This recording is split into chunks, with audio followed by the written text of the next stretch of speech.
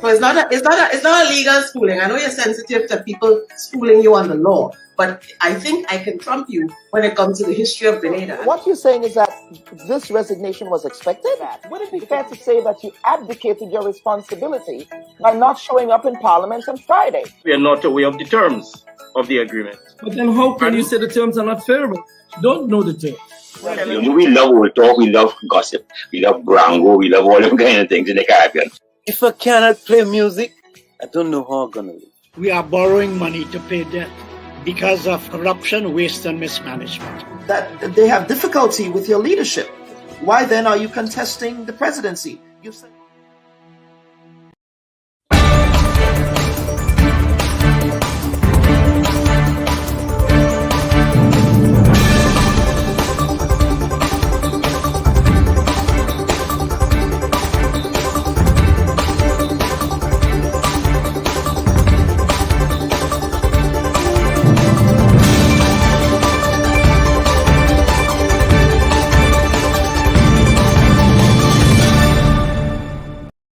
Independent Media presents Grenada's only source for independent, unbiased, and well-researched broadcast journalism. This is the Bub Report with Dr. Kellon Bub. Hello and welcome to the February 13th edition of the Bub Report. With 2 weeks left in February, media watchers and political observers are keeping their eyes glued to electronic and digital media platforms for NDC's anticipated announcement of its caretaker candidates. On her last appearance on the Bub Report, Claudette Joseph, one of NDC's surrogates, promised that it would be happening this month. What is the selection process looking like in the town of St. George for you? Yes, the internal process is ongoing, and the candidates will be announced. That's as much as I will say. The candidates will be announced shortly here. That's as much as you would say. The internal process is actually quite advanced, so the announcements will be made very shortly. While we await NDC caretaker candidate announcements, we will temporarily cap the first part of our Meet the Candidate series with Senator Victor Philip, the caretaker candidate for the St. Patrick West constituency, considered a safe seat for the incumbent New National Party. Philip will succeed Anthony Boson, the party's outgoing standard-bearer in the historic rural constituency. St. Patrick West is also home to the pro-government Real FM radio station, owned and operated by Andre Donald, an avid administrator and supporter. It is also home to one of the country's popular social media and political bloggers, Ashida Charles, who is not shy about supporting the opposition NDC. But as Kennedy Budlow suggested on Real FM in a recent appearance, it may not be a smooth transition for the educator turned politician. What happened in St. Patrick's West really pained me. Pained me. Those who sow in the seeds of division or vex and they don't want to unvex. At the end of the day, all of us NNP, and we cannot afford for the opposition to laugh at us, to kick on us. If Victor Philip wins the seat in the next election, it will be the sixth consecutive time the ruling party has won the seat since Grenada returned to democratic rule in 1984, having done so in 1984, 1999, 2003, 2013, and 2018 respectively. Anthony Boson is also the longest serving parliamentarian to represent the constituency, followed by Kenny Lal Singh. The latter represented St. Patrick West in 1984 as a winning NNP candidate, and in 1990 and 1995 when it was considered an NDC safe seat, he himself contesting as an NDC candidate back then. Engineer Joseph Gilbert also won the seat in 2008, on an NDC ticket but was unceremoniously expelled from the organization in September of 2012. The parish of St. Patrick was originally one unitary constituency before it was divided into the east and the west. Historians called a power grab in the lead up to the February 1972 elections. In the hotly contested 1976 elections, Winston White won the seat as the political leader of the Christian Democratic Labour Party and as part of the People's Alliance coalition. In the last election, Anthony Boson won the seat by 56.72%, defeating NDC's Joseph Endel in all of the 10 polling divisions. Polling Division R01, serving voters in the Hermitage area, is the second largest polling division in the constituency, followed by polling divisions R08A and R08B, serving voters in the Chantymel area. The aggregate data from this constituency tends to reflect a high voter turnout, which debunks the notion or the conventional political wisdom that high voter turnout tends to favor the opposition. As of December 31st, 2021, there are 4,499 electors in this constituency. This week on our program, we were scheduled to speak with NNP's presumptive caretaker candidate for the area, Senator Victor Philip, in our ongoing series of Meet the Caretaker Candidates interviews. However, at 10:26 p.m. last evening, Philip declined to participate in today's program after initially accepting our invitation. A replacement guest in the person of Kenny Lal Singh, the former MP for the area, will be appearing instead. Also in our program, we will examine Grenada's life expectancy in the face of anecdotal evidence that may suggest a rising trend towards premature death in the country. World Bank data on Grenada indicate that while there was a rapid increase in life expectancy from 1960 to 2006, life expectancy dropped between 2007 through to 2017 to 72.39 years from 73.12 years, with the leading cause of premature death attributed to diabetes, cardiovascular illnesses, and cancer. The current infant mortality rate in Grenada stands at 13.7 deaths out of 1,000, according to data from 2018. Our panel segment for the week intends to make sense of life expectancy indicators in the country.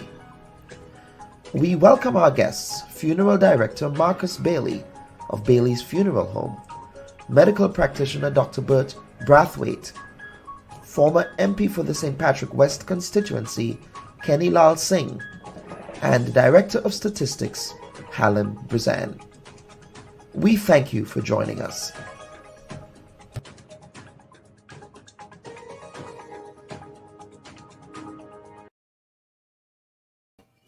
Hello everyone, and we welcome you to another episode of the Bub Report. We join the rest of the national community this week in paying tribute to the late Ursula Antwine, a woman who dedicated her life in the service of education in Grenada. Mrs. Antwine was more than a teacher and an educator. She was a mother to many, a nurturer, a role model, and a teacher, of course, to young people in the country. Poet Kevin William Huff wrote the following poem about the role of teachers, in which he said as follows: "Teachers paint their minds and guide their thoughts, share their achievements and guide their faults, inspire a love of knowledge and truth, as you light the path which leads our youth. For our future brightens with each lesson you teach, each smile you lengthen, each goal you help reach. For the dawn of each poet, each philosopher, and each king begins with a teacher and the wisdom they bring." May Mrs. Ursula Antwine rest in peace, and may her memory be a blessing. Viewers and listeners, as I said in the intro, we were expected to be joined by the presumptive NNP caretaker candidate for the St. Patrick West constituency, Mr. Victor Phillip, who at 10:37 last evening decided that he is no longer interested in appearing on the program because he had some urgent commitments that he had to treat with. And so at this point, what we had to do was to find an alternative guest, and we are very grateful to our alternative guest, and that is Mr. Kenny Lal Singh, who is the former Member of Parliament for the St. Patrick West constituency. Mr. Lal Singh, I know that you're traveling, so I wish to thank you for agreeing to appear on the Bub Report on such short notice, sir.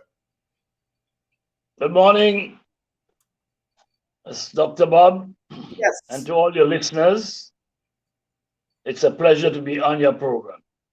Absolutely. And Mr. Lal Singh, over the last 2 weeks, we were treating with a caretaker candidate series in which we were speaking with some of the caretaker candidates that are being rolled out right now in the lead up to the next election. Now, you were a former MP for the National Democratic Congress and the NNP from 1984 to 1990 in that constituency. So I'm sure you are in the constituency of St. Patrick's West. So I'm sure you are familiar with the caretaker candidate selection process. Take us back to your first caretaker candidate selection in 1984. How were you approached, and why did you have an interest in getting involved in politics back then under the Herbert Blaise administration? Well, in 1984, it was the first time I contested any elections. And this was under the New National Party, headed by Herbert Augustus Blaise. Mm-hmm. It was a very straightforward matter. Kenny Lal Singh becoming the candidate for St. Patrick West, in that I was a member of the steering committee, the 12-man steering committee, as part of the GNP. And of course, they had selected me as the candidate for St. Patrick West. And every other party confirmed that I'm the best person to run. So in 1984, there was no real contest for St. Patrick West because the parties were deciding who are the candidates for the various areas, and I was selected at that level. Okay. All right. So let us segue now, Mr. Lal Singh, into some of the issues that we were hoping to address with Mr. Victor Phillip, and it ranges from the breakwater project issues, displacement as a result of that major project, the health center in Mount Rich. We were going to also talk about the state of healthcare in the constituency, issues of housing and allocation of housing units, allegations, for example, of political bias in the way that housing is distributed to constituents, in addition to rumblings of some disunity between the Bolson camp and the Phillip camp. Of course, Mr. Kennedy Budlell alluded to that in the intro. But when you were MP for that area in the constituency, how much has changed in St. Patrick West since then? Well, of course, you know, I ran 3 and won 3 consecutive elections. 1 under the New National Party and 2 under the National Democratic Congress. From then to now, things have changed drastically. In my case, there has never been a contest in terms of who will represent St. Patrick West. I guess Kenny Lal Singh was a foregone conclusion as the man to continue representing St. Patrick West until I lost in 1999 to Anthony Boatswain. Mm-hmm. But to go back to your question, things have changed and the country have changed drastically.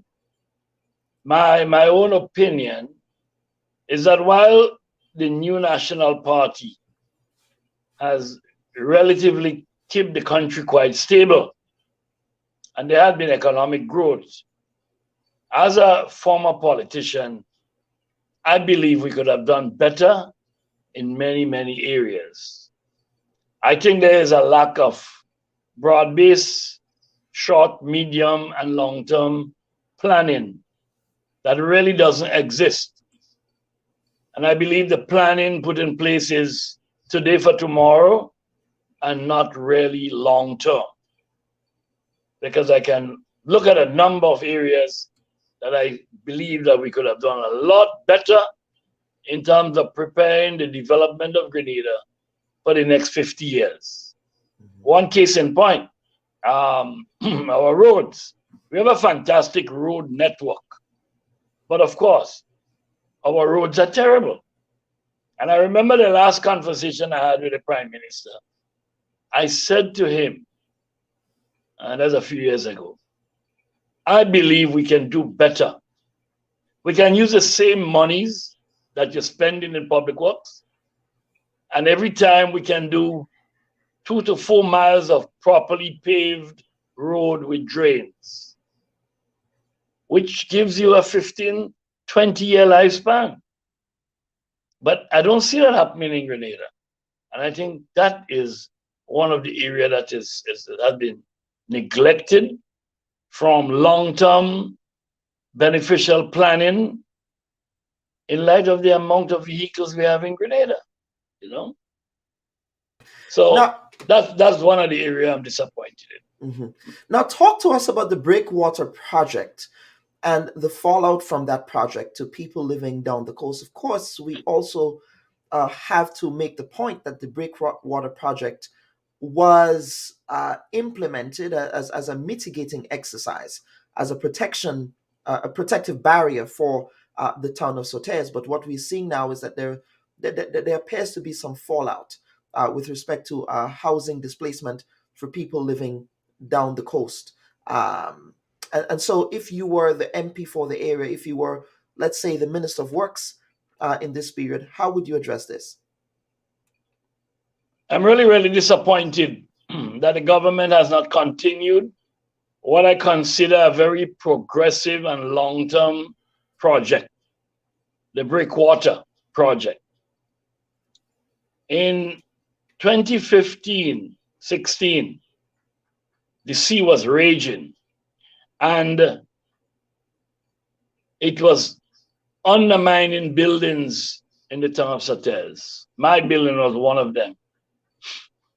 And I made many pleas until one day the Prime Minister, Keith Mitchell, came to Sotes, and I brought him to the back and showed him what was happening.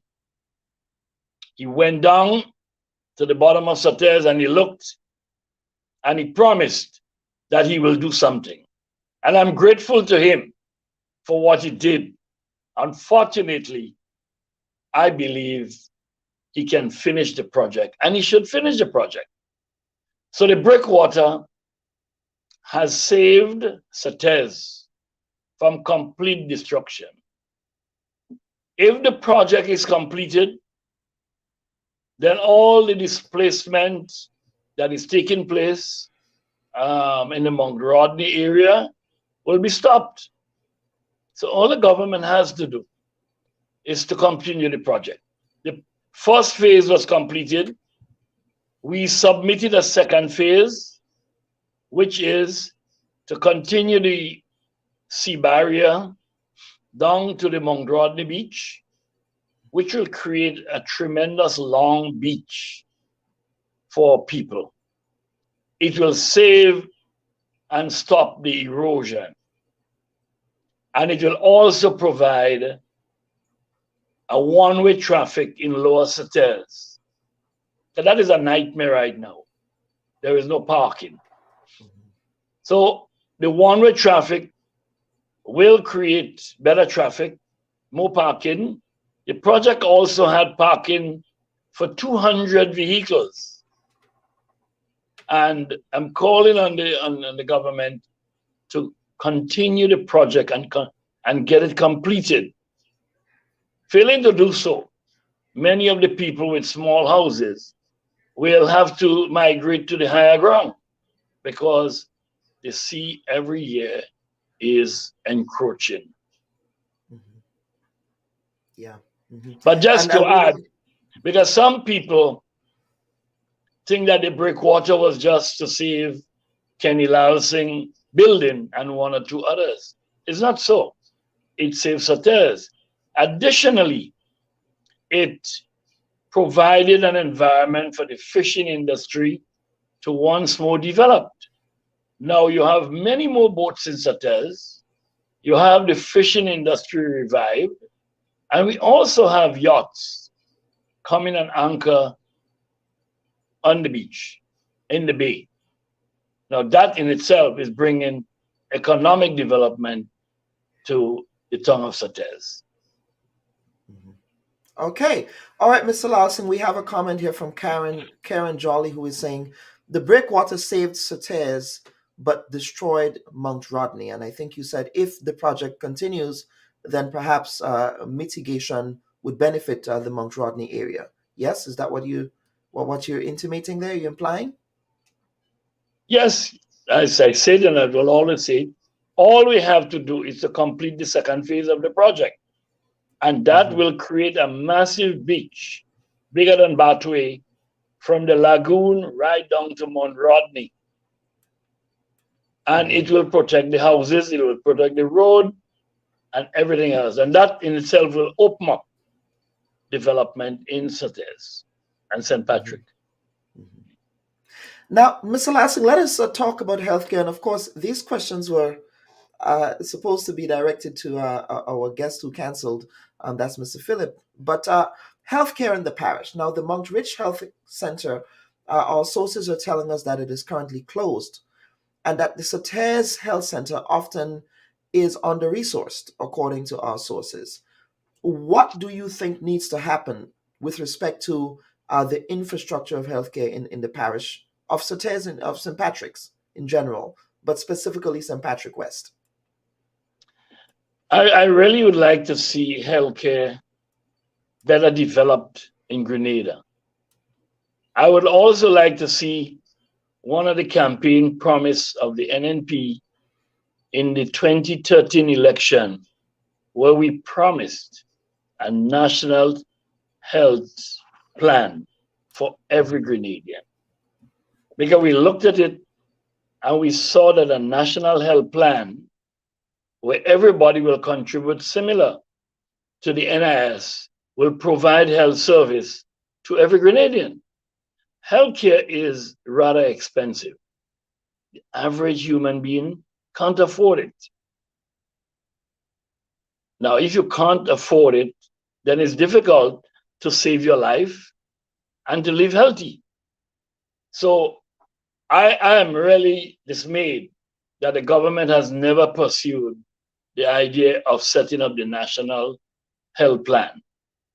But back to St. Patrick, we need in every parish to have a 24-hour medical service in every parish. The out district like Mount Rich, Hermitage, River Sally, Samaritan, they can be daytime clinics. But I believe in every town, there must be a 24-hour clinic that can look after emergencies. We had it before. As a boy growing up, the nurse lived in the health centers. As a matter of fact, there were nurses living in every health center, even the clinics. I am not saying at this time in life, with all the vehicles around, I would not pressurize them to put 24-hour service in the out district. I believe the town, Sates, Grenville, Victoria, Gove, each one should have a 24-hour health service with all of the facilities necessary to save life, to stabilize a patient so that you can take them to the hospital. Failing to do so, I believe our healthcare will not be what we expected. Mm-hmm. Mm-hmm. Okay. All right. Now, talk to us about your time in competitive politics under the NDC. You did it twice for the NDC. You were able to bring the seat home, except in 1999 during that clean sweep when you were actually on the opposition benches in Parliament. But how can an NDC candidate make headways into the constituency, given that it is so deeply entrenched in favor of the current administration? Well, I think the NDC has a lot of work to do.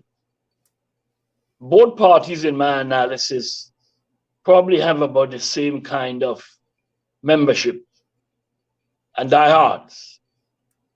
But this is not what's going to make you win elections. You win election when you can woo the drifting voters into your camp to vote on election day. That percentage of 10% thereabout are the people that will make a difference. Now, if the NDC really and seriously want to win the elections, they have work to do. There's a new leader. He has no experience, but I'm sure he can learn. But during the learning process, it takes a lot to get to what the electorate is looking for in you as a politician and as a prime minister. Because you don't become a politician overnight. You don't become a good minister overnight. I've been there, I can tell you. They have a lot of work to do. I believe that the Grenadian people would like to see a more democratic Grenada, in that they want to see voices in parliament that represent both sides. Unfortunately, the last two elections, the ruling party won all of the seats. Now, I remember saying to the prime minister once, you know, we have won all the seats. The NDC did not win, and that was in 2013. Mm-hmm. I believe you should ask the NDC to nominate members for the Senate. Of course, by that time, Carl Eiglin, the late Carl Eiglin, Governor General, did his own thing and nominated NDC members into the Senate. Now, that 5 years, the Senate was undoubtedly the political area. Everybody looked towards the Senate in terms of a very healthy debate. And it worked. The government got another 15. And instead of the going back and ask the NDC, which got a substantial amount of votes, they should have asked them to name 3 people for the opposition. Because if you want healthy debate, you need people from all sides. And, you know, as a businessman and as a politician myself, I like to know my competitors. I like the fight. I love to see different ideas. I love the debate. But unfortunately, I think the government, after getting 15 seats, has done everything to keep the NDC out, which doesn't make sense. I see it happen in Barbados as well. If I'm the prime minister of those countries, because the opposition party got so much votes, close, maybe it was 7% different, I would ask them to put the people in the Senate. Another thing I looked at again, in St. Vincent and I believe the Dominica, they have a unicameral house. Grenada has a bicameral house. Now, if you have all the seats, a unicameral house is the best thing for you. It means that all the senators and the elected people will be in the same house. I remember saying so. Let us create a unicameral house for Grenada. So everybody sits in the same chamber and you then can have a more lively debate. It means that the government can learn from the opposition. and the opposition can better understand what the government is doing. But when you hide yourself away from debate and from people, then democracy cannot really prevail. Mr. Larson, so- I want you to repeat that, please. Repeat that last statement about hiding oneself from debate. Please repeat that statement. I think it needs to be heard loud and clear. Yeah, like I said, I looked at all systems of government. And Grenada is part of the Westminster system. And because our parliament is so very small, a unicameral house is the best choice for all the small islands. And I say small islands, the Leeward, the Windward, including Barbados. Trinidad and Jamaica can remain as they are. A unicameral house is the best democratic parliament that you could ever have, because all of the representatives will be sitting in one house, whether elected or nominated, and you can have a far more lively debate and get the people. The people have drifted away from politics. Get the people more involved in the politics, the debates, the issues of the country. And I'm calling on them to make the move and create a unicameral house in Grenada. And don't hide away from the opposition. Because, you know, you can learn from the opposition. The opposition can learn from you. You have all the power. And yet for all you're hiding away. But just on a last note, I'm a businessman. And I study my competitors. I deal with my competitors. In order to conquer and to make progress in my business, I must know my competitors. I can't hide away from them. I have to get closer to them, understand what they're trying to do, see what they're doing, so I can do it better. Similarly, in politics, bring the opposition closer. And people will have more respect for politicians. Now people have drifted away from the politician because they see people who don't really care. So they have drifted away. And I think that is very sad. What can we do to get back to a place where we can have these open debates without siloing ourselves into our various bubbles, right? You know, there are some politicians, I can tell you, in the ruling administration who would not take my calls, for example, to appear on this platform. I'm not making this up, right? And some do, to be fair, that there are those who do and do appear. But I think it goes to the point you're making about that fear of not wanting to debate, that fear of just not wanting to get out of your bubble. Your thoughts? Have you ever spoken to the Prime Minister about coming on your program? Many times, 5 times. And what he said? I did not get a favorable response. All right, maybe you can ask him to send other ministers, because I'm telling you. Well, but they do. I'm saying a lot of the ministers come, but there are those who just don't appear at all. Yeah. I believe sometimes they have to get permission to appear. That could be the problem. Well, if you are a servant of the people, then the idea of getting permission to appear to speak on the people's business is something that I take exception to. But please proceed. Like you said, we need to find a way to get it done. But the only person that can do it is the Prime Minister of the day. He has the power. And whatever happens in Grenada, if Dr. Mitchell is not fully in favor of it, it will never happen.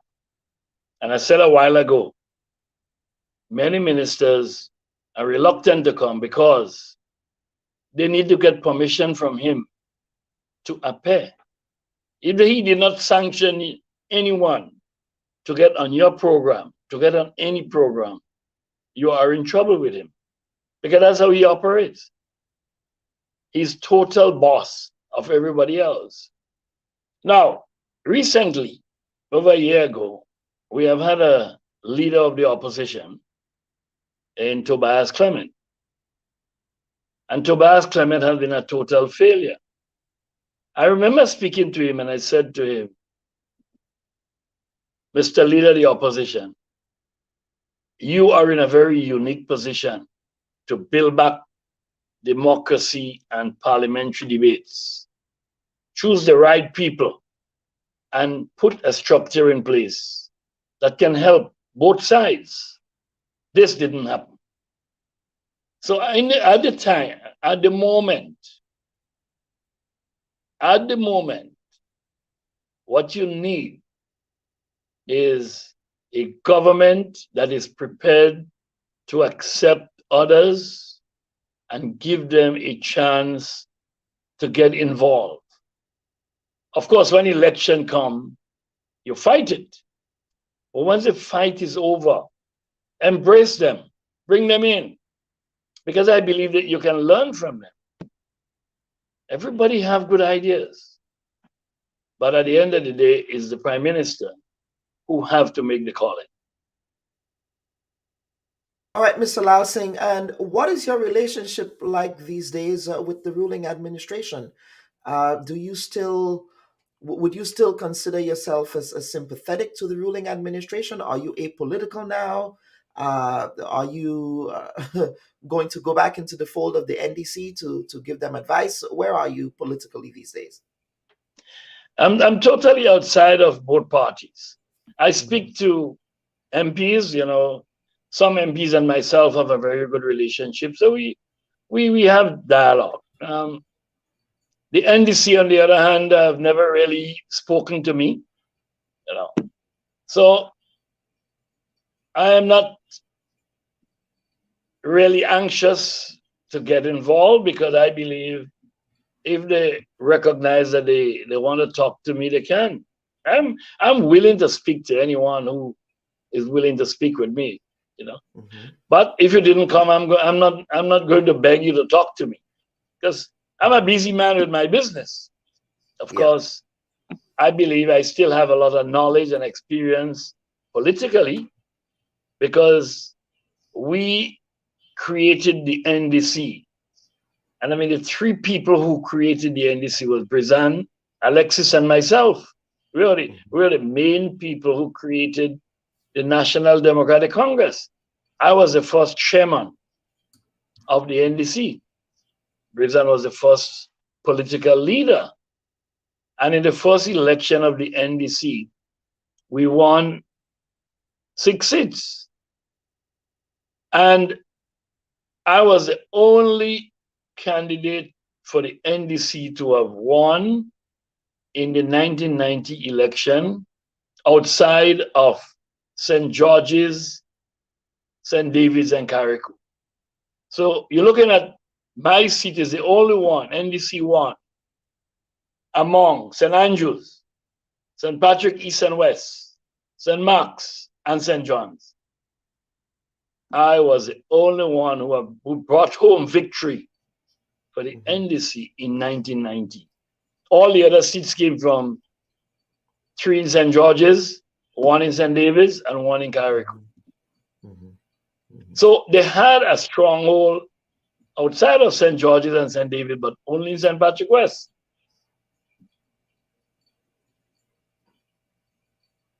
And you repeated that formula in whatever formula you use, you were able to repeat it in 95 as well. 95, I won again, and it was the same thing. I won there, and the rest of the seats came from St. David's, St. George's, and Caretaker. So that stronghold in St. Patrick West was not necessarily NDC stronghold, but it was my calling. I did it. I imagine because of who I am and what I did. All right, Mr. Lal Singh, any final words from you? I'm sure you, of course, with your business, you are busy, but I'm sure you're probably also keeping your eyes peeled to the ground with respect to, as you know, we have an election happening within the next 24 months, less than 24 months. It's actually constitutionally due. Next March is the deadline within which the Prime Minister can constitutionally call the elections. And so pundits are suggesting that he might call it this year or may wait until next year. But we don't know. That is a decision, as he says. He has the bell in his pocket. So any final words from you, Mr. Lal Singh? Well, if he wants to win the election, he has to call it soon. Because the longer he waits, is the better organized the NDC will become. So he needs to call it early in order to secure. Because on the ground, Kellan, there are a lot of people who are fed up. While you're happy with what they have done generally, a lot of people are fed up with the Kit Mitchell leadership because it is a single leadership. Yes, you are bringing home a lot of social programs, but we need more than just social programs. In other words, when I look at the behavior of the government, they collect money in the right hand and they spend it in the left. Lack of planning, and all they concentrate is on get handouts. Now, the handouts are important. It's important to help the poor and vulnerable, but we need to do more than just that. You know, in the GLP era, Sir Eric Gary did similar. He did handout. But of course, the people needed more than that, you know. They need more than that. They need to be educated to understand how to manage. And I believe the education system in Grenada needs revamping. You know, unless you create our secondary schools as comprehensive secondary schools, where every child can fit in, whether it's academic, technical, or whatever. And we must train our young people life after school. Train them so that they can start learning how to work, how to manage their time, how to manage their monies in their pocket. And that's the only way our people will make progress. Mr. Lal Singh, thank you so much for appearing on the Bub Report today. You know, in my research on the voting patterns in St. Patrick West, well, the St. Patrick's Parish in general, it was the source of a lot of controversy during Eric Gary's time. Winston White edging out, I believe it was the GNP candidate, or the GMP candidate edging out Winston White by 1 vote. Allegations of voter padding, of course. The 2 St. Patrick seats was created in 1972, right? As Yes. in the build up to the 74 independence, really. So that parish is historic in many respects. You know, allegations of voter padding again under the Gary regime in that 1976 election, when the People's Alliance contested as a coalition of parties as well. So those 2 seats have created history in Grenada. So, of course, let's see if they will create history in the next elections as well. Quite possible. Yes, quite possible. All right. You never know. You never know what will happen. Yeah. Absolutely. Mr. Kenny Lal Singh, thank you so much for appearing on the Bub Report. As a programming note, viewers and listeners, we were supposed to have Mr. Victor Phillip, but last night, citing an emergency, he would not be able to appear on the program today. And so we thank Mr. Kenny Lal Singh for being our fill-in spotlight guest for the first segment of the Bub Report. We will take a quick break, come back for the second segment, in which we'll be having a conversation on life expectancy, health, death, and dying in Grenada. Stand by, folks. We will be right back.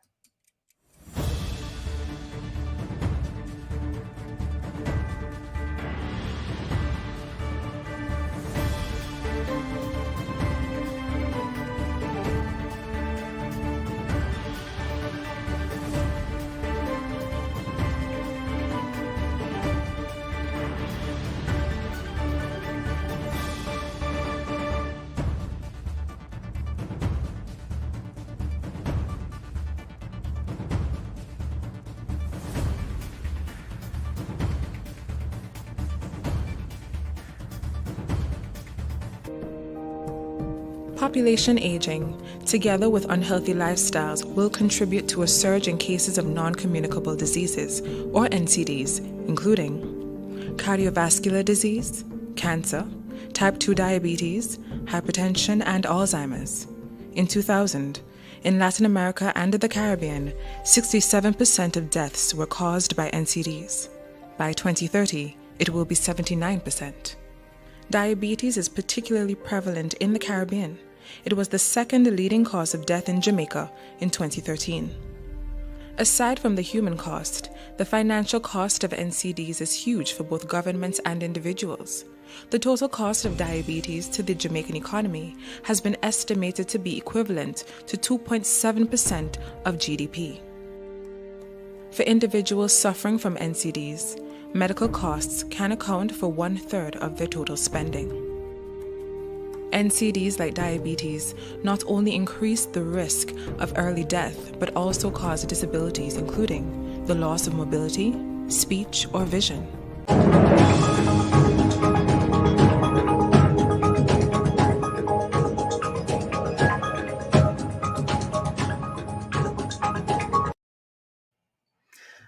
Welcome back, viewers and listeners. And what we want to do at this point is to take some viewer comments and questions before we get to the next segment. And I see we have laying in wait here Mr. Hallam Brazan, Chief Statistician, Marcus Bailey, Undertaker Funeral Director, Funeral Services Supervisor, I believe is your title there, sir. And Dr. Bert Brathwaite. One of the commenters made a comment under the flyer when we initially promoted the show that we have a politician, a doctor, a statistician, and an undertaker. What a combination. So, gentlemen, thank you for laying in wait here. Let me just take some viewer comments. And based on the next segment, let's see here. Someone is saying Grenada is a small place. They can't hide anything. Let's see here. Let's get some comments based on the last program. Jose Ernesto is saying, last week I listened to Andre's talk show, and Kennedy Biddle was talking about how people wasn't satisfied with Bello. Bello is his nickname. That's Mr. Victor Philip as caretaker. And Andre was upset that he mentioned that. Then we have another comment. Victor Philip said he's busy. I bet he's on the live right now. Say something, show yourself. We have another comment. Shireen Thomas saying, as a young past teacher, the rhetoric of change in education is a mouth open and word jump out. I suspect it must be a structural change. Also, the mindset of the nation of the importance of vocational and technical skills. Very important point there. Brian Grimes is saying, Kenny Lalsing is a qualified political commentator. He's a successful businessman and a former parliamentarian, quite experienced and forthright. All right, so those are some comments. There was another comment that I am a know-it-all. I don't know where that is coming from. I try to learn on this platform, and that is why I bring guests on here to learn. I'm not a know-it-all. I'm not that person at all. Okay, Mr. Bailey, Mr. Brazan, and Dr. Brathwaite, welcome to the Bub Report, gentlemen. Good morning. Good morning to you and to your guests as well. Absolutely. So Dr. Brathwaite, we want to begin with you. Your specialty is in gastroenterology and internal medicine. You practice mostly in gastroenterology. You have some experience in public health as well, such as being a chief medical officer and a director of a wellness center. And you continue to keep a keen interest in public health in Grenada. So, Dr. Brathwaite, we are happy to have you here. Mr. Brazan, we are also happy to have you here for this conversation. You being the chief statistician, I'm sure last year was a very challenging year for you with respect to data and data analysis. So we really want to get into it with you, Mr. Brazan. And the conversation that we're having today has to do with life expectancy in Grenada. And I want you to talk to us about the latest death rate in the country. Last year, we witnessed a significant death toll due in part to COVID-19. What picture can we paint with these numbers? Okay. Thank you, Kellon. It's a pleasure to be here. And if you can project page 5 of that infographic. Yes, I'll put that up on the screen. Go ahead. And let me say that deaths were indeed significant for last year. The data currently available for monthly deaths is up to third quarter of 2021. And the month of September is indeed showing a significant increase in deaths. And we all know that is due to the spike in the COVID. At that time, the COVID was most severe. If you look at the monthly trend in 2021, it was relatively stable with minor fluctuations up until the month of September. So you see the second set of graphs, the very first graph, you see the monthly trend there, and you can see minor fluctuations throughout the various months, and then you see that spike in September. And so the average monthly deaths up to August was actually 81 deaths. And from that, we can say with great certainty that 203 deaths recorded for the month of September is not normal.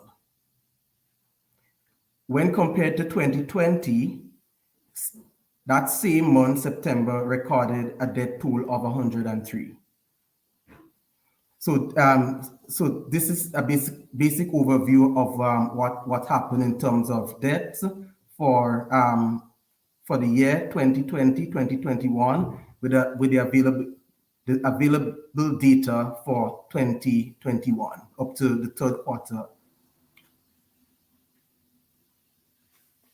Yeah. Hallam, what does that tell us about what can you extrapolate from this data set here? What does it say? Are we seeing sort of a downward trend in life expectancy, or has it remained the same? Anecdotally, we hear conversations about, well, younger people are dying. I mean, we see it, right? We see it every day in the obituaries. People are dying in their 30s, in their 40s. Or is it that that has always been the case, and we're just beginning to take notice of that? Okay, so in terms of last year, because all the data is not compiled and clean for that year, it's difficult to report on the life expectancy of last year. But the life expectancy is also dependent on the probability of dying, which, as you know, COVID has actually increased the probability of dying. So it could have impacted the life expectancy for that year. But let me just give a general overview of the trends in life expectancy. And if you can project the fourth page. And the life expectancy is the average period that a person may expect to live, right? And you can calculate life expectancy at birth.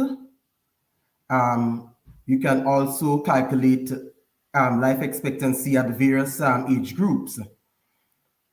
So if you go to the total life expectancy, that is at the bottom, right? And the trend in life expectancy for the last 10 years has been generally stable, and you could see it by the lines that you're seeing going across there.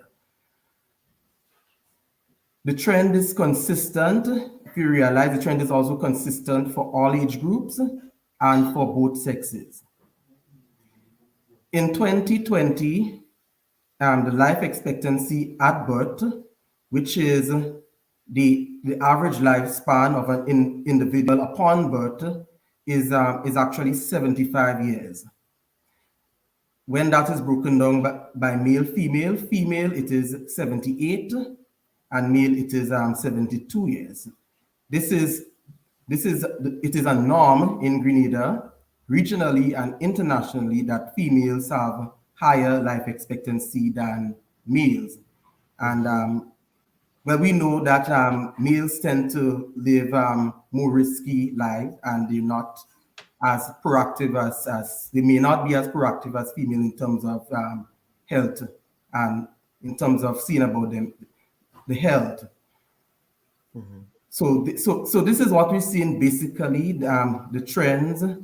It is a stable trend, and there's nothing saying over the last year that that for any of the age groups that persons will be living shorter lives. Right? All right. Okay, and let me bring in Dr. Brathwaite here. Let me bring you in. Welcome to the Burb Report, sir. Again, thank you for always accepting our invitation to appear. Now, Dr. Brathwaite, talk to us about premature death. If you were to define premature death, what is premature death? Well, I think that the age at which is determined, from what I gather, various authorities use different figures, but here in Grenada, we seem to use mostly 70. The deaths that occur before 70, and this would obviously be taken into consideration the very statistic that Mr. Brazan just mentioned, that is your life expectancy. I think he said the last ones, what was the average again, Mr. Brazan? Was it 78? 75 for both sexes. 75 for both sexes. 78 years, right. That's much higher than it was. Let's say with this, there's an increase on what it was some 10, 20 years ago. And from that point of view, that's a good trend. But there are a number of other aspects that we should look at when we look at the life expectancy, because life expectancy is one of the indicators you can use as to how well you're doing in your community. So although it has gone up, I don't think that it's any reason for us, should lull us in any sense of false security, basically. Mm-hmm. And Mr. Bailey, let me bring you in here. And one of the reasons why we wanted to bring you in here, again, anecdotally, we are seeing much more younger people dying these days. But of course, the life expectancy, as Mr. Brazan just explained, has remained stable. Even so, there is a significant demand for burials.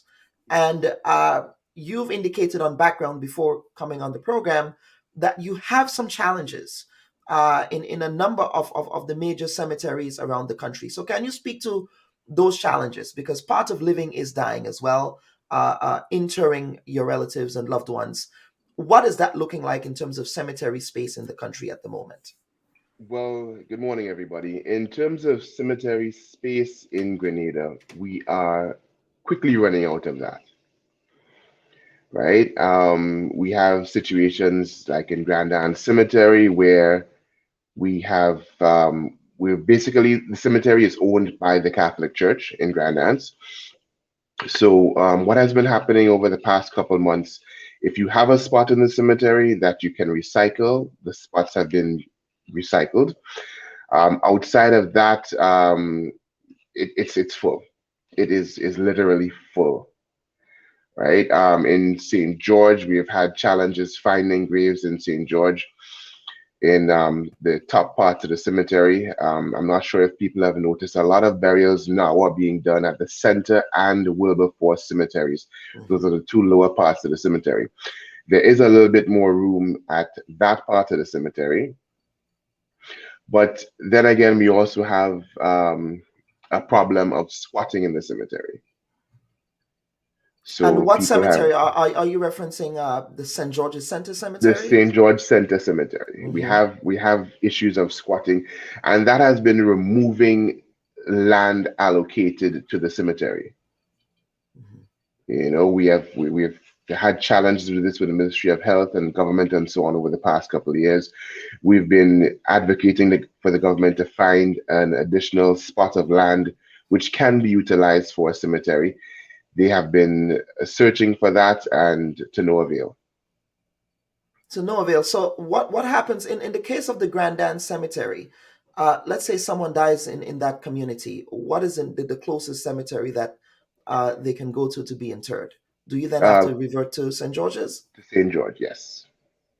You have to revert to St. George. And now that you're running out of cemetery space, what are you hearing from government? I know that 5 years ago, I do remember a news report from 5 years ago when a request was made for more land space. What is the status of that? As I said, we're still waiting on the government to allocate a spot of land for a new cemetery. And the only thing we can do is wait until they organize and have that done.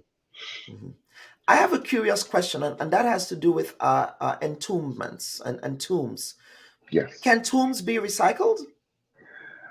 Tombs cannot be recycled, no. Okay. You see, long ago, what would happen, you would dig a grave and you inter your relative in that grave. Decomposition would set in, and after, let's say, 15 years, 10 to 15 years, you can recycle that spot. But with a tomb, it's concrete. The body is put in there, and you're barred from the outside elements. So there's no water coming in, there's no mud or anything else in there. So you're basically protected. The body is protected in that shell, as you say, right? So decomposition slows down, so the body does not break down as it would if it's in a soil environment. So the most that can be done with tombs, we've been doing tombs with 2 compartments. So there's a lower compartment, the first body goes in, then that's sealed off, and then there's a second compartment on the top. So when you go to use a second compartment, it does not interfere with the first person that's already in there. So that is done. The second compartment is sealed off, and then you have the option of putting a third slide-in tomb at the top of that existing structure. So you would come out with 3 people in that one spot. Interesting. Very interesting perspective there, Mr. Bailey. All right. So, Mr. Brizan, I'm going to bring you back here. And we have some questions about the death rate. L.A. Roberts is saying, the data could be skewed if deaths by comorbidities is not analyzed. What is the total death toll over the last 5 years and by comorbidities? So I think that the viewer is trying to ask, I suppose, the cause of death, what that looks like, and other variables that make that determination. Yes, definitely. And well, for the purpose of this interview, the data was not prepared, so I cannot speak to it at the moment. Okay. And we have another comment here. Bob Marisher is saying, Mr. Brizan, where can the general public get the information on births and deaths? Is it online? So it used to be on our website, but currently our website is down. But we do have it at the Central Statistical Office. You can make a request, right, by calling the office. We normally compile this information. The source of the information is the Births and Deaths Division of the Ministry of Health. So we'll be happy to provide you with this information. So our number is 4401-369, and you can get further information. We can provide our email address, cso@cso.gov.gd. Right? Or you can even get the email address of the subject matter person who can provide this information as well. Mr. Marisher is saying again, if in my spare time, Mr. Brizan, I would like to do a regression analysis on these variables: age, occupation, gender, location, etc. I think Mr. Brizan just articulated where yes, we can have a conversation. We'd be happy to discuss. Yes, and Margaret is saying, how far back do those births and deaths records go? We can go far back. Could be 20, 30 years, right? So we have a long series But for the purpose of this interview, I didn't prepare this that lengthy series. It could have been overwhelming. Okay, all right. We don't want to give you, because you also have the census happening, which we will talk about shortly. But Dr. Brathwaite, I want to bring you back here and let us talk about these comorbidities that exist in our society, and the structural factors that are responsible for those comorbidities. Because yes, you have these socially determined determinants of health, but you also have structural determinants of health, right? So I know that you speak of your public health background, but can you talk about these social and structural determinants of health in Grenada that are causing us to have these high rates of comorbid conditions in the country? I can speak to a story. You know, I visited Grenada last year, and in my community of Pomerose, I counted about 4 or 5 people in the community, in the village, who lost their legs, who were diabetic, who lost both legs, and were homebound. And it was quite very sad to see people who were vital. What average age? About what? Average age in their 60s, I would say mid 60s. Mid 60s to me, that's not old. And, you know, mid 60s, to me, you're still in the prime of your middle-aged years, if you will. Yeah. Yes, Kellen, you hit a very important point there. One of the more important points that we should bring up in this discussion this morning. What is responsible for that? Well, what is responsible for that is the way we are living, basically. It has a heck of a lot to do with how we are eating, what we eat, how much we eat. If we continue to have diets full of empty calories, as they say, you know, lots of sweet drinks and refined and processed foods, ignore our natural foods, which are full of fiber, all our root ground provisions, all our fruits that we can get, and we go and we try and we purchase other stuff. Now, the argument is made by some, and I gather that there is some good reason behind this argument, that indeed, in fact, the refined foods, etc., can be cheaper.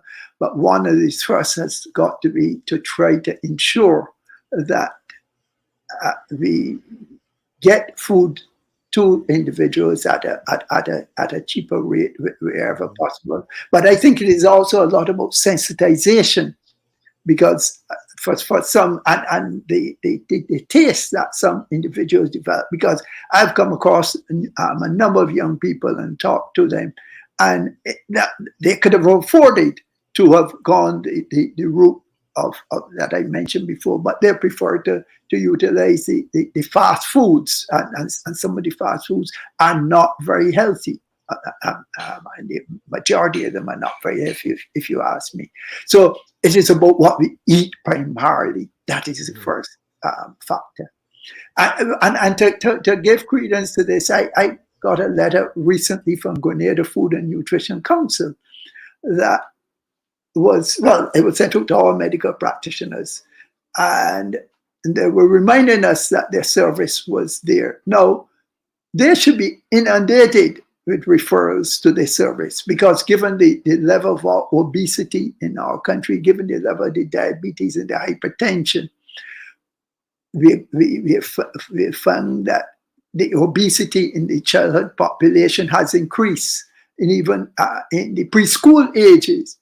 And I have noticed in a primary school that I'm associated with, largely probably because of COVID over the last 2 years, I can see where a number of children have become overweight. Now, if you start to develop these issues from that age group, when you get into your 30s, 40s, problems that people were getting in the 60s, 70s before, you're going to finish up becoming diabetic in your 30s and your 40s.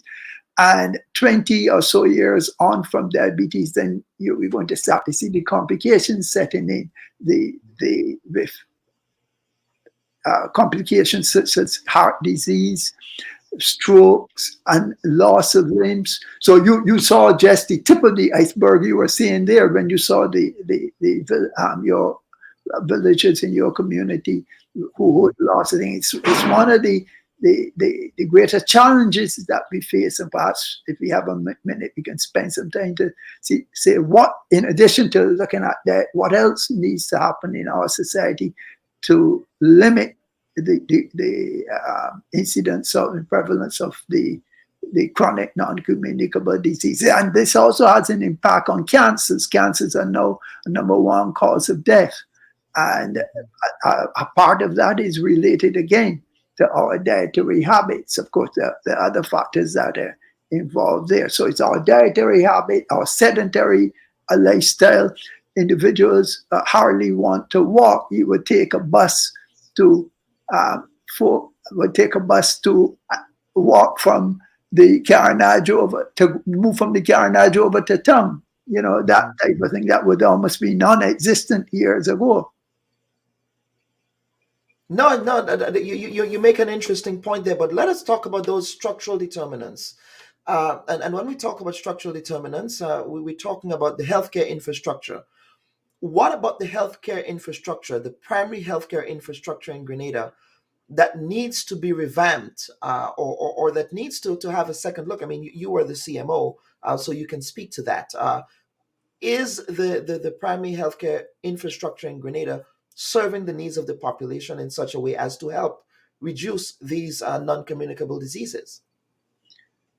Yeah, the primary healthcare structure in Grenada is comparable and more through the region. Now, of course, there's always room for improvement. And one of the things that I was a strong believer in, we had there was a group of nurses. The names slipped they're the public health nurses, but there were also a group of nurses that bridged between the public health and medical practitioners. And most of them, I think probably all of them have retired now.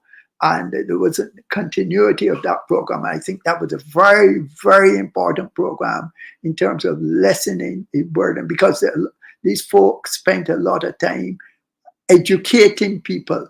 Lots of work has to be done. In the busy clinics, they will do some education, but you need much more intense work with individuals. When I had the wellness center at St. George's for a few years, we went into communities and we spent hours working with different individuals and carrying them through a program, trying to get them to understand the illness, understand how they need to prevent it among their offspring, etc.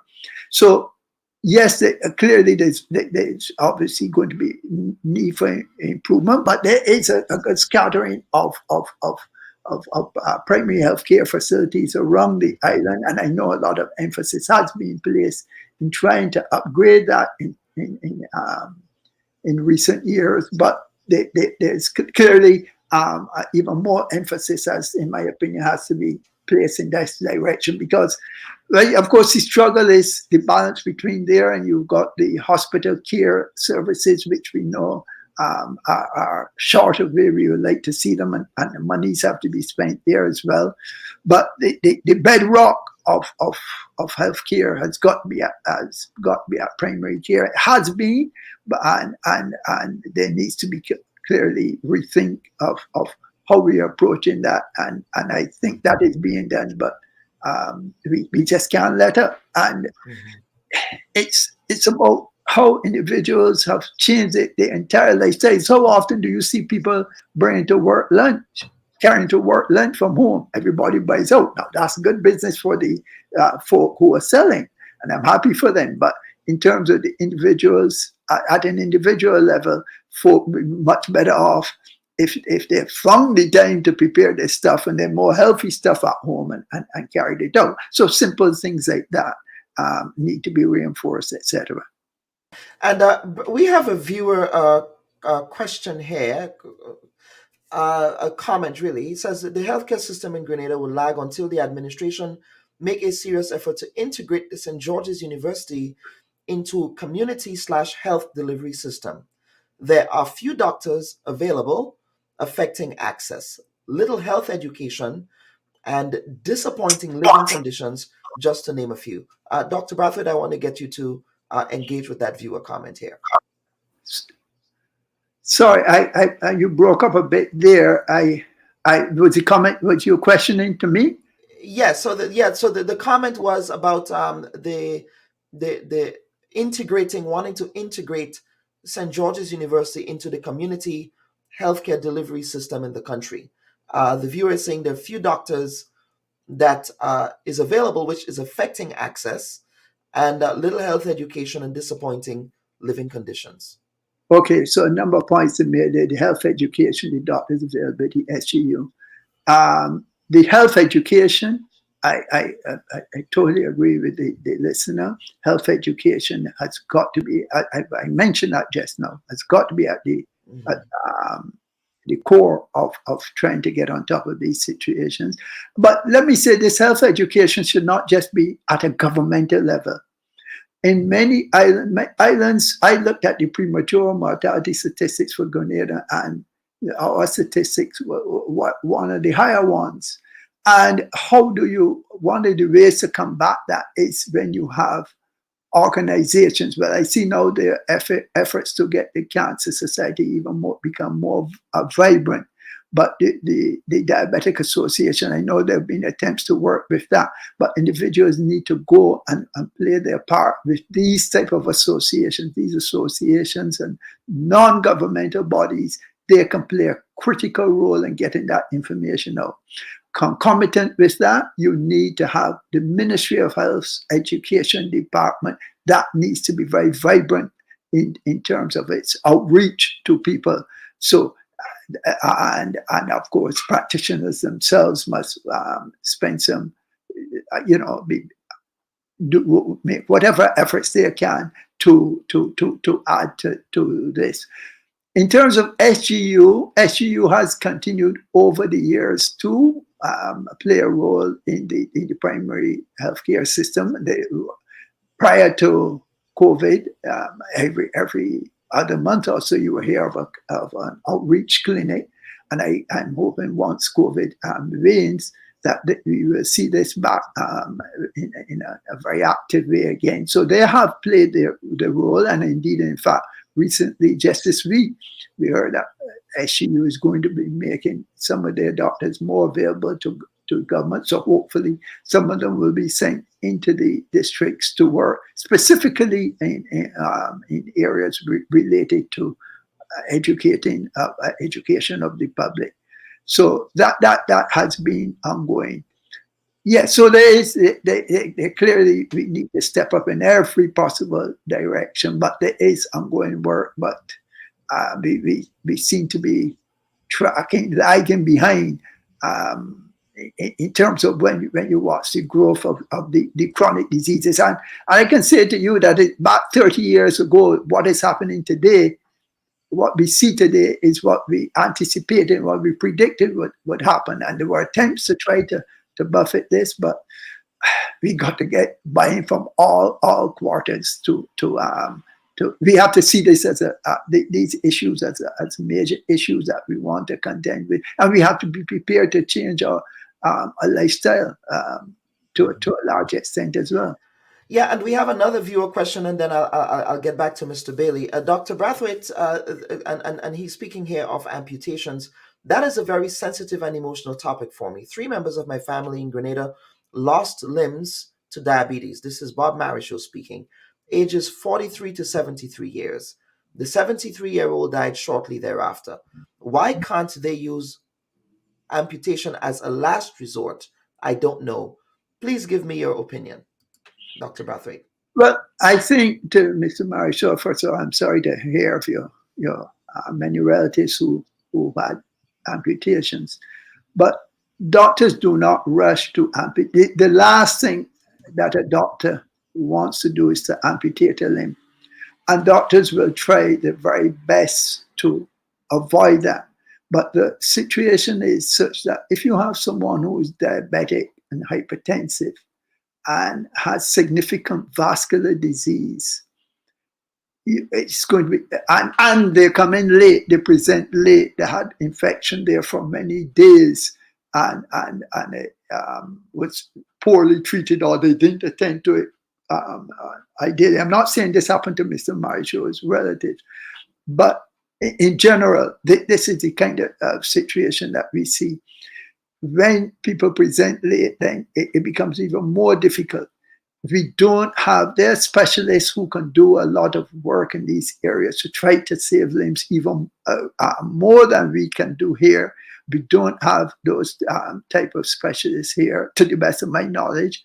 And that is something that I'm sure government would want to be looking at, trying to get special. I've seen some very good work that has gone on in areas in the United States. I remember visiting a clinic there so many years ago, and would have allowed limbs to be saved. But the stage by which gangrene sets in,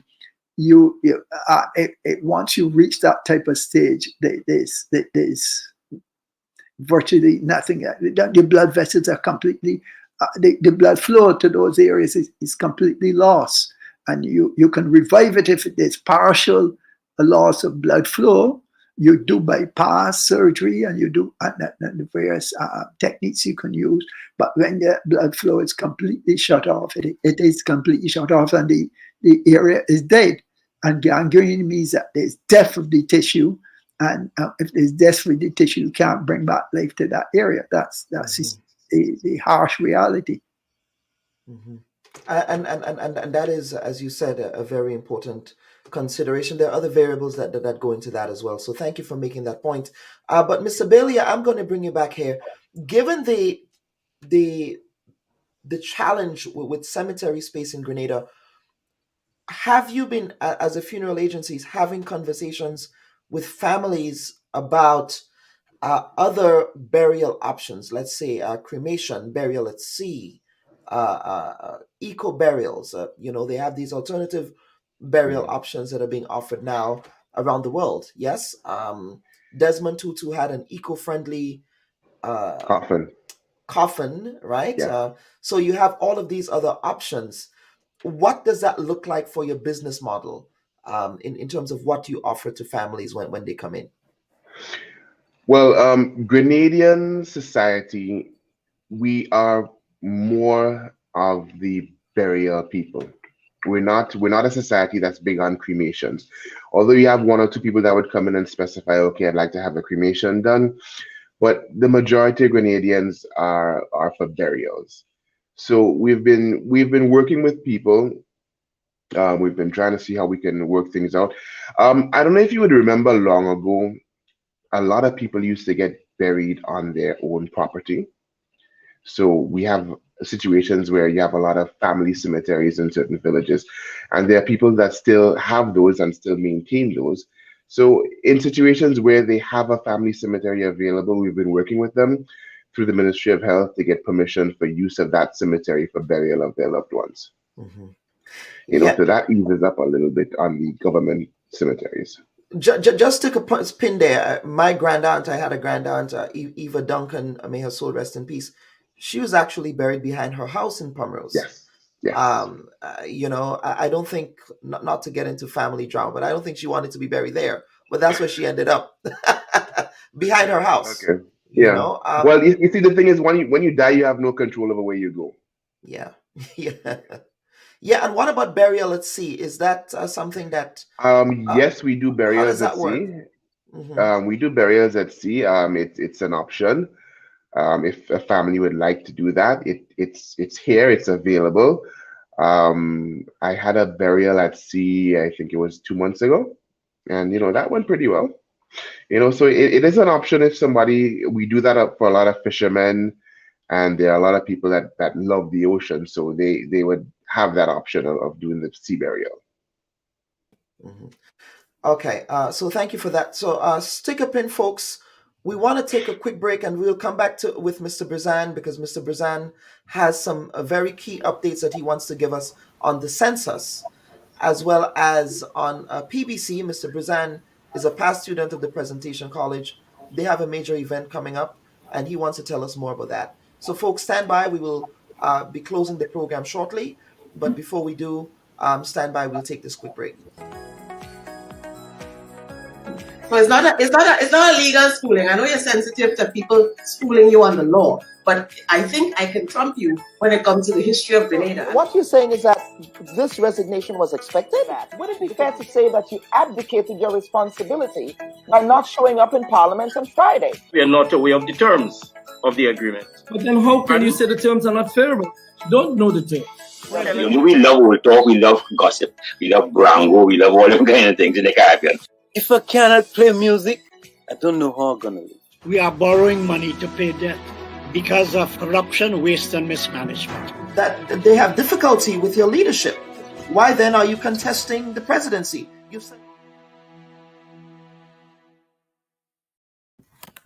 And welcome back, folks. I have Mr. Brazan again, and before we close the program, I want to go to you, sir. Talk to us about the national census. I know that the pandemic complicated the rollout of your census tracking mechanism, but where are you right now in terms of proceeding with the census? Okay. Well, so as you know, that the census is a highly comprehensive undertaking, and it is an activity that seeks to not just count the entire population, but also to capture information, socioeconomic information on the persons and also the households and the varying housing conditions. Now, our census started last year, the 10th of November. However, as you rightfully said, the process has not been an easy one for us due to the COVID, as we suffered many delays due to the spike that happened last year and this year, which really is slowing up progress, right? However, we are still making a steady process. We're not giving up because the census is an undertaking that is required by all countries every 10 years, and we're currently within the 2020 census round. A number of countries the world over have already completed the census, some in 2020, some in 2021, and we are trying to complete this activity in 2022. The census is a very important development tool, and it is a highly necessary instrument that a country must undertake if they want to plan better and if they want to take stock of the situation. Because whereas in the sample surveys you would get information on just a portion of the population, the census reports information on the entire population, and you can actually go down to the community level. And it is through the census you can do targeted interventions for any issues that you may see. And the census have many different sections to it. We serve many different stakeholders.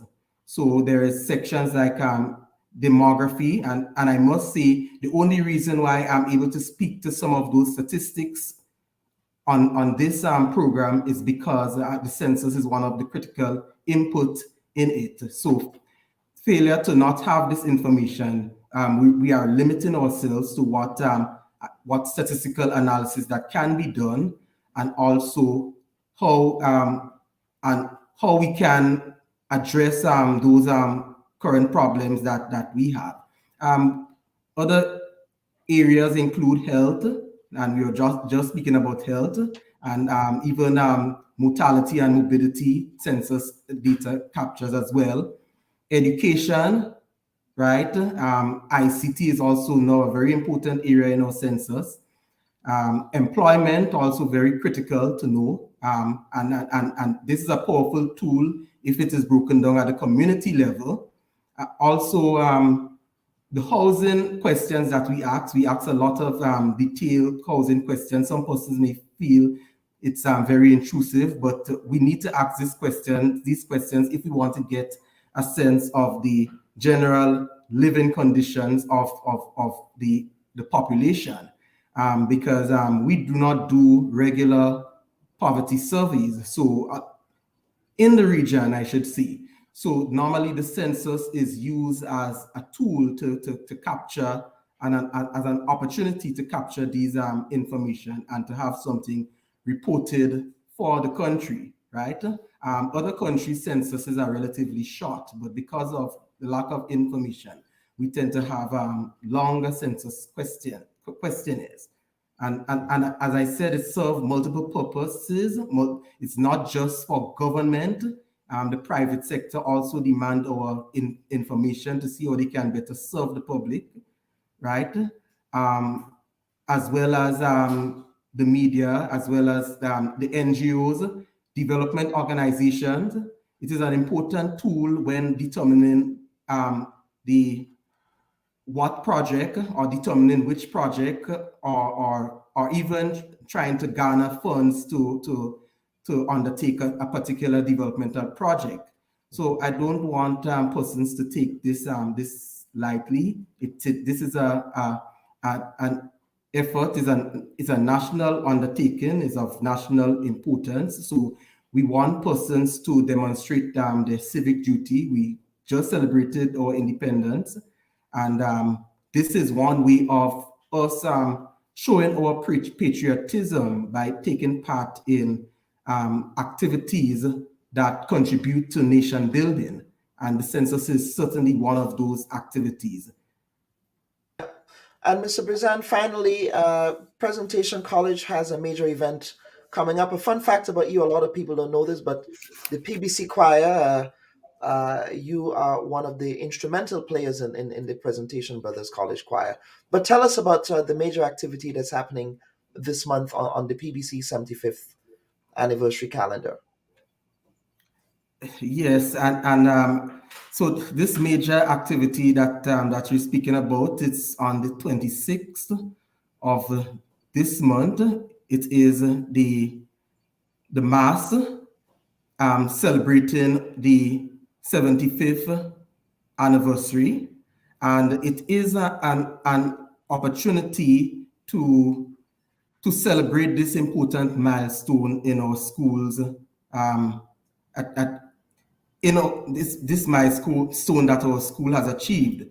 So we'll be seeing the participation of both current students, past students, parents, teachers, right, and also the associates of PBC. So we're coming together to celebrate this event by giving thanks and praise to the Almighty for sustaining us this long, under the theme celebrating 75 years of PBC's contribution to nation building, right? Now the event is, as I said, is on the 26th of February, and it's at 11 a.m. at the Spice Basket.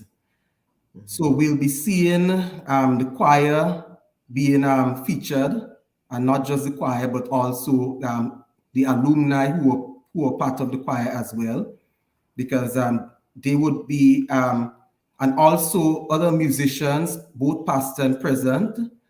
We all would be coming together for the music ministry for that mass, right? And so I believe the links would be available shortly. So persons can feel free to log in. It is, and it would also be celebrated physically at the Spice Basket, you know. And thank you. Go ahead. I didn't mean to interrupt. So I just want to say, as you rightfully say, that that I've been in charge of the choir, and this is something that also has to be celebrated. The many achievements of this choir, and not just in terms of the development of the musical abilities of the students in the school, but also the holistic development of the child, because the choir encourages a lot of life skills. It helps develops a lot of life skills in terms of teamwork, in terms of commitment, also commitment and dedication, and in terms of focus. And we generally see students in the choir performing better than other students in exam. They normally tend to perform very well, right? Mm-hmm. So and it develop a sense of respect as well, right, to authority. All right. Thank you, Mr. Brazan. Sorry, I'm happy that I'm able to give back and contribute in this way. Absolutely, and you're giving back to nation building in the theme of this year's anniversary celebration. So thank you. I'm sure your dad, the late great George Brazan, will be very proud of the work that you are doing. Mr. Bailey, I would bring you in for some final closing comments, and I'll get to Dr. Bud Brathwaite. So, Marcus, tell us what will happen. Hopefully, members of the administration would have had the opportunity to listen to what you said here this morning with respect to requests for land space. Somebody, an earlier commenter, made the point that there are crown lands available. He's saying cemetery space should not be a problem because we have a lot of crown lands. Nonsense. So let's see what happens in the foreseeable future, because as you said, we are running out of cemetery space. Yes, we are. Crown lands are available, but sometimes you have to look at the logistics, the area the crown lands might be located in terms of accessibility for everybody. That is also a problem. So I honestly hope they can allocate a spot of land that will be beneficial to everybody, something that will be in an area where it's easily accessible and can be properly maintained. One of the issues we've had with the cemetery here is we have no plot numbers, we have no markers. It's the onus is on a family member to put a mark on a grave, to put a cross with a name or something once somebody is interred.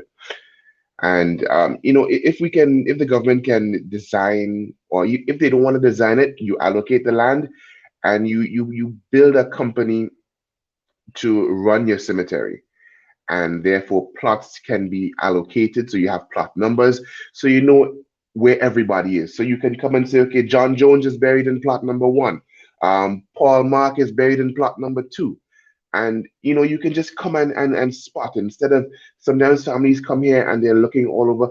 Oh, I can't remember where I buried my father, I can't remember where I buried my brother.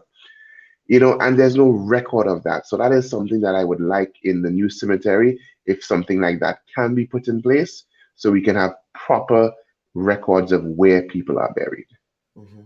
I just can't even begin to imagine a time when burials would no longer be happening in the St. George, the major cemeteries in the town of St. George. That is something that I never thought of. Well, it is something. My eyes to that reality. It is something that is going to come based on the space that we have available. It is something that will come very soon. As you can see, our death rate has been increasing. COVID is here. There are other things that have been taking people out of life. So that is something that we will see in the not too distant future, an allocation of a new cemetery. So, and the cemetery in St. George will either no longer be in use commercially, or it might be a situation where you would have, we actually do have people that have purchased spots previously and have had tombs and so on built. They have little family plots and so on. So in situations like that, we might see the cemetery being used in the future in those instances. But for general use, we will have to have a new cemetery. Marcus, thank you for that sobering reality check there on where we are in terms of our cemetery space in Grenada. Mr. Bailey, thank you so much. I know that you had to go to the office, so I really appreciate the time that you took to appear on the program today. And Dr. Brathwaite, I want to end with you. I know you said you wanted a note, but I will give you the opportunity there tons of questions that came in for you, but I want to give you the opportunity to offer some closing words. First of all, thanks a lot for having me, and I did enjoy the contributions from your other contributors. I just wanted to remind folk that COVID is still very much present. And while Omicron has been not as severe in most instances, but it has caused deaths. I think it is about 12 deaths or so, I believe, of that order anyhow, over the last 4-6 weeks or so, that we should not just drop our guard. There is a tendency, and one is sensing that worldwide, there's pushing some areas to drop our guard completely. I said that it will be very dangerous. We do not know what variants are going to be produced in the future. Hopefully, they will all be milder. But if they come and they're more severe and more transmissible, then we have to be prepared for it. And especially as we were talking this morning, we looked at the high percentage of people who have chronic diseases, diabetes, hypertension, who are overweight, and the cancers, people who are cancer sufferers, etc. All of these are and of course your older population generally, all are going to be much more vulnerable to any Omicron, any variant that comes along.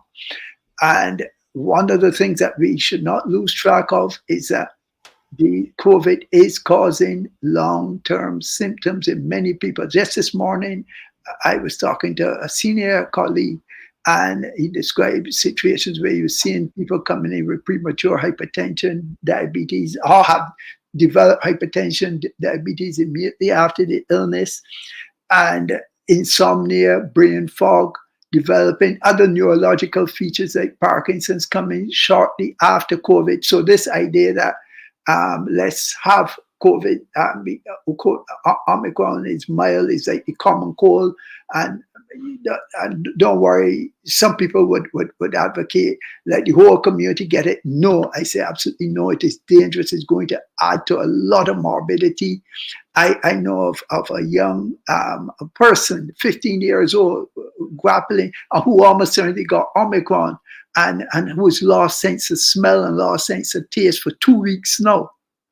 And so this virus is nothing to play with. Our guard has become, yes, we can go back out and we can do things in a sensible way. We should still continue our use of masks. Some of the regulations obviously will be varied, but if we are going to be circulating anywhere in public, we should continue to be properly masked up and keep our social distance, and there are other factors that will come into bear. But just keep our guards up. Although we try to resume normality, get back to a more normal situation. That's my take on it. Mm-hmm. And any parting words, Dr. Bradford? Of course, a cautionary tale there for you. COVID is still around. But so some final comments on what we were discussing today. Where do we go from here? There is also a degree of personal responsibility that needs to be had, right? Making sure that you diet well to the extent that you can afford to diet well, because food is very expensive in Grenada. Basic food items are very expensive in Grenada. That's one of the things that we have to. A colleague of mine, I guess I can mention her name. She was my Dr. Nixon. Yeah. Getting that. Going with a number of people started with the backyard gardening. Get into your backyard gardening. You can plant a lot of the short crops and a number of vegetables, and you can plant them, and you know that you're getting them free of toxin. Mm-hmm. If you weren't spraying them, etc. Fertilizers and things like that. Etc. So many people have a plot of land behind, and it's form of exercise. Plant it up, go straight from the garden into your pot, and that's it. That's the way to go. And to give a lot more thought about, we go about and we think about our material acquisitions, but we don't give enough thought to how we're going to keep this, what we are being trusted with, our own being as healthy as can be.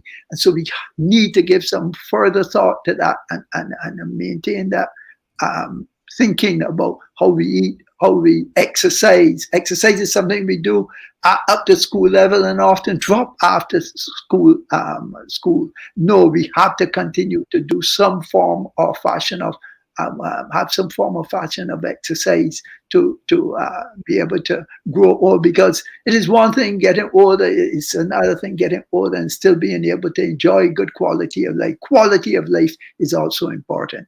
So I just encourage folk to move in those directions. Dr. Brathwaite, thank you so much. As one viewer said here, we need to have you back. We need to have an entire conversation on just food because that is something that... I'm not sure if you've ever brought in your folk from the Grenada Food and Nutrition Council. You certainly should try to have a couple of sessions with them. They're very good. Mm-hmm. I utilize the services, and I highly recommend them. And any other qualified dietitians who are in the community to advise on where how we need to do things different to how we are doing them presently. Well, I'm extending an invitation to Debbie Gilchrist, my auntie Debbie Gilchrist, to appear on the Bub Report at some point to talk about diet in that context. So, Dr. Brathwaite, thank you so very much for appearing on the Bub Report panel, the rest of the panel.